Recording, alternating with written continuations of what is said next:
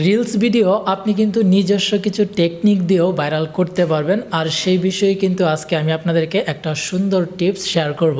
তো আজকের ভিডিওটি কিন্তু একটি রিকোয়েস্টেড ভিডিও। অলরেডি আমাকে কিন্তু একজন কমেন্ট করে জানিয়েছে, ভাই আমি নতুন একটি পেজ খুলেছি, সব কিছু ঠিক আছে, কিন্তু রিলস যখন শেয়ার করব তখন স্টোরি দিতে পারি না।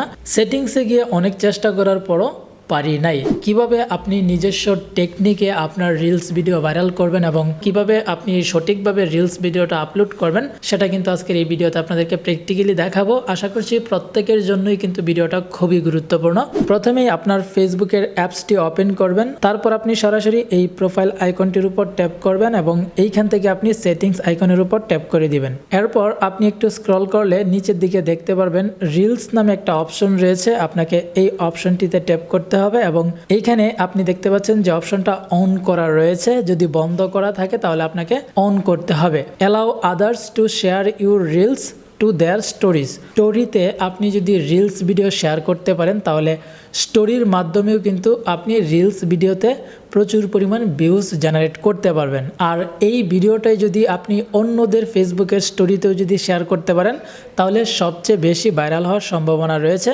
আর এই ক্ষেত্রে আপনি প্রথমে এই অপশনটি চেক করে রাখবেন। এরপর আপনাকে সঠিকভাবে রিলস ভিডিও আপলোড করতে হবে। আর আপলোড করার জন্য প্রথমে আপনি এইখান থেকে প্লাস আইকনের উপর ট্যাপ করবেন, তারপর এইখান থেকে রিলস অপশনে ট্যাপ করবেন এবং আপনি আপনার গ্যালারি থেকে একটি রিলস ভিডিও এখানে সিলেক্ট করে দিবেন। তো রিলস ভিডিও সিলেক্ট করার পর আপনাকে এখান থেকে নেক্সট বাটনে ট্যাপ করতে হবে এবং আপনি এমন সময় নেক্সট বাটনে ট্যাপ করবেন যেন সেইটা আপনার সুন্দরভাবে থাম্বনেল হিসেবে ক্যাপচার হয়।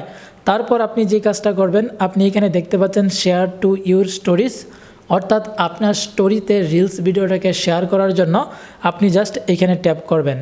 দেখতে পারবেন এই অপশনটা বন্ধ করা থাকবে।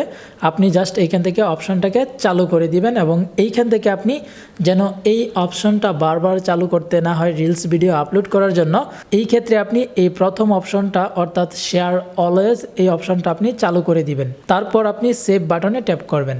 এবার এইখান থেকে ব্যাকে আসতে হবে। তারপর নিচে আপনি দেখতে পারবেন ট্যাগ পিপল। আপনি চাইলে আপনার যে ফ্যান ফলোয়ার্স রয়েছে তাদেরকে আপনি টার্গেট করে এখান থেকে বেশ কয়েকজনকে আপনি ট্যাগ করতে পারেন।